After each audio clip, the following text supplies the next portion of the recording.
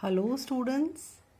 Today I am going to teach history to students of standard 6 and I'll do the chapter 11, the Golden Age, Gupta Empire. The Gupta Empire is also known as the Golden Age of India. It started in 320 CE and declined in 550 CE. At the end of the 3rd century, the Kushanas and the Satavahana empires declined and the Guptas became the most powerful dynasty in North India.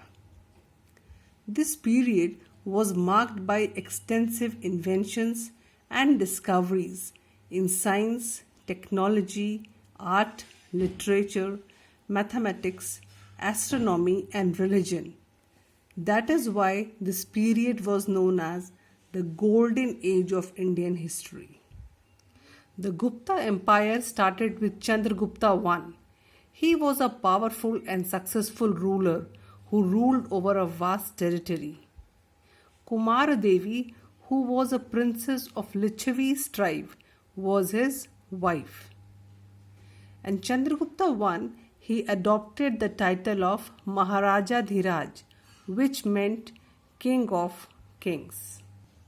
After Chandragupta I's death, his son Samudragupta became the ruler. Samudragupta conquered a large area of northern India and he also defeated 12 Deccan rulers.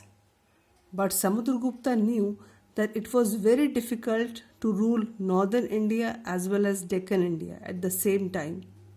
So, he asked the rulers of the Deccan to pay him annual tributes and they accepted him as their ruler. Samudragupta was called the Napoleon of India because of his vast military campaign. Samudragupta loved music and dance and he was tolerant towards other religions also. He even allowed King Sri Meghavarna of Ceylon to make Buddhist monasteries at Gaya. See, this picture shows the Gupta Empire. He also covered Deccan area, but because it was difficult to rule southern India at the same time, so the rulers of southern India accepted him as their ruler and gave him tributes, annual tributes. These are some of the gold coins belonging to the Gupta age.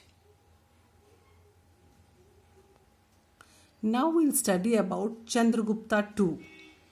Samudragupta's son, he was popular as Vikramaditya. His wife was Kuber Naga and Prabhavati was his daughter. Chandragupta II encouraged art and literature.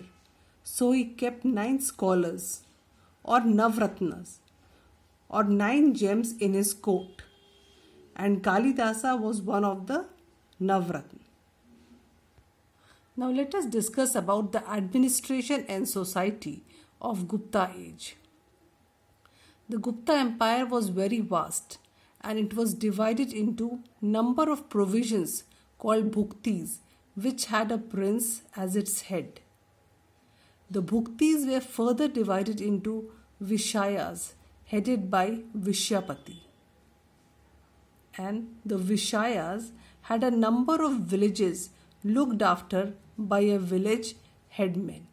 So because of this division, administration became very easy. And people did not even lock their homes when they went out. Gupta society had a rigid caste system and the untouchables were not allowed in the village. And most of the people were agriculturists.